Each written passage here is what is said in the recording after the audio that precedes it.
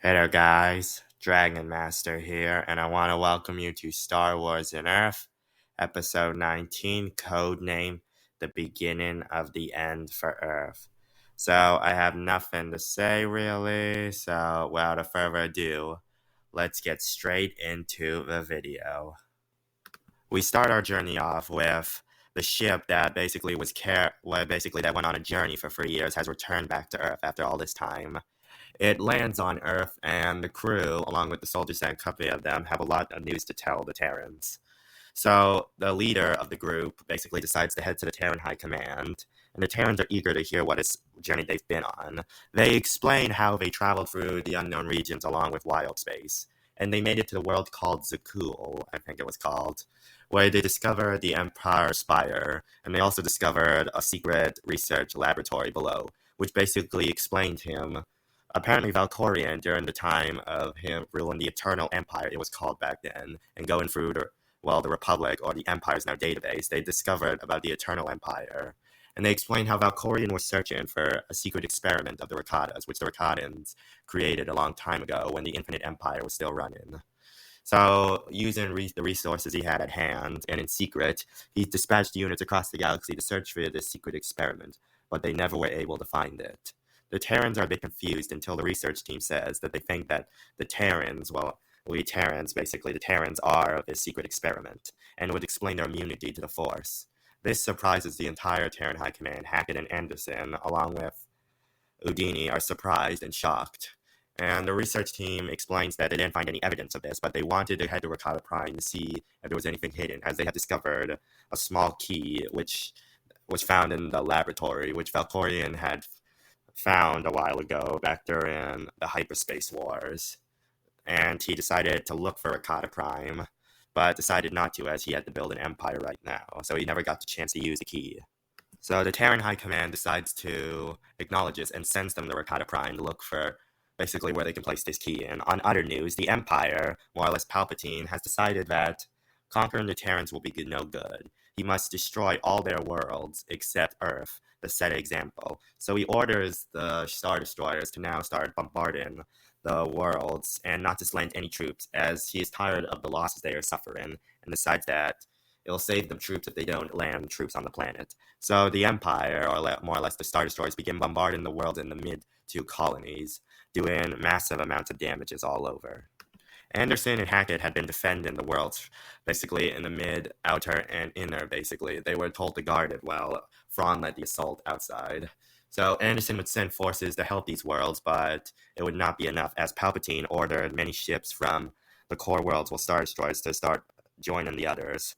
And the Empire also had a new experienced admiral who had risen through the ranks. He didn't have a name, but he was quite as well skilled as Thrawn was, and quite a strategist, as he had led many victories and gained much glory. He had recently been promoted to Grand Admiral. The man did not have a name, as he preferred to not have one, so they just called him the Ghost. This man, Grand Admiral Ghost as they called him, had recently destroyed one of the worlds in the mid-colonies, which was in the middle of those colonies, and had discovered a small hyperspace route that led to the inner colonies. Seeing as this could give him advantage, he immediately formed those who were most trustworthy in case there were any spies, and ordered them to blockade what was left of the planet which they had destroyed, and then to call in many of his own forces from his own fleet to help him, as he was going to plan his way how he would win even more glory for the Empire.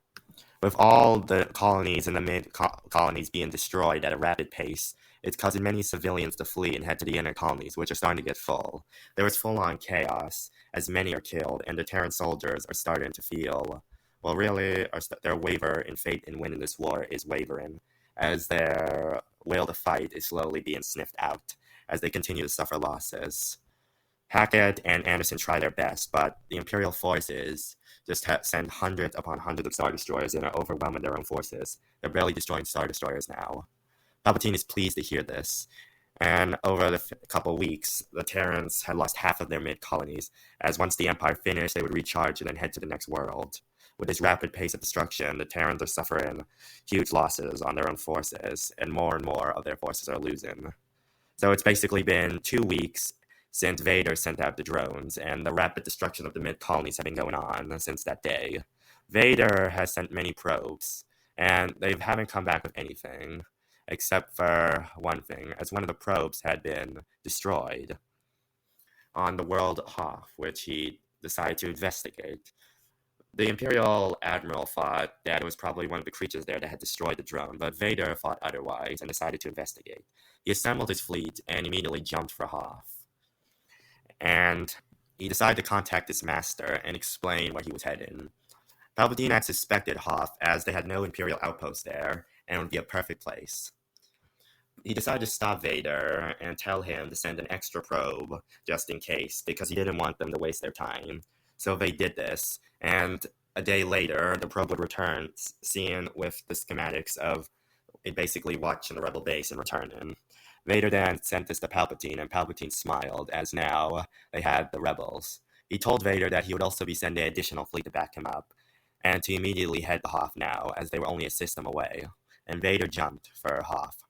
The spies in the Empire, while on Coruscant, had informed Thrawn immediately about this, and when Thrawn heard this, he ordered the troops that were on Hoth to basically warn the rebels as he contacted them and the commander there. They immediately informed the rebels, and the rebels decided to evacuate the more important figures along with some of their best troops, as Thrawn viewed that their best soldiers and best, people like representatives and people and leaders should get out of there first before everyone else, as they were the most important in the rebel alliance. Leia decided to stay and help, which Thrawn admired. That's one of the traits he admired about her, as she wasn't afraid to fight or back down. So Thrawn was happy but also worried for her safety, as he and the Terrans had taken in the surviving Alderaanians. They had moved the Alderaanians that survived the destruction of Alderaan to where the Jedi were located, deep in the unknown regions. As for the Jedi, they had been hiding and wanted to join the war, but the Terrans explained that they will come out but soon, and they still needed to get their own forces ready, and the Jedi agreed to this. Mace Windu agreed to this. So the rebels prepared for the Empire to come, along with the Terran soldiers, who were ready to fight with the rebels, as Thrawn decided that they would have to go help, but they received a transmission from Anderson and Hackett about the whole ship that was sent to the unknown regions in wild space returning. He had not heard from them in 3 weeks, from Hackett and Anderson, and he was happy to see them, but also was surprised on what he heard.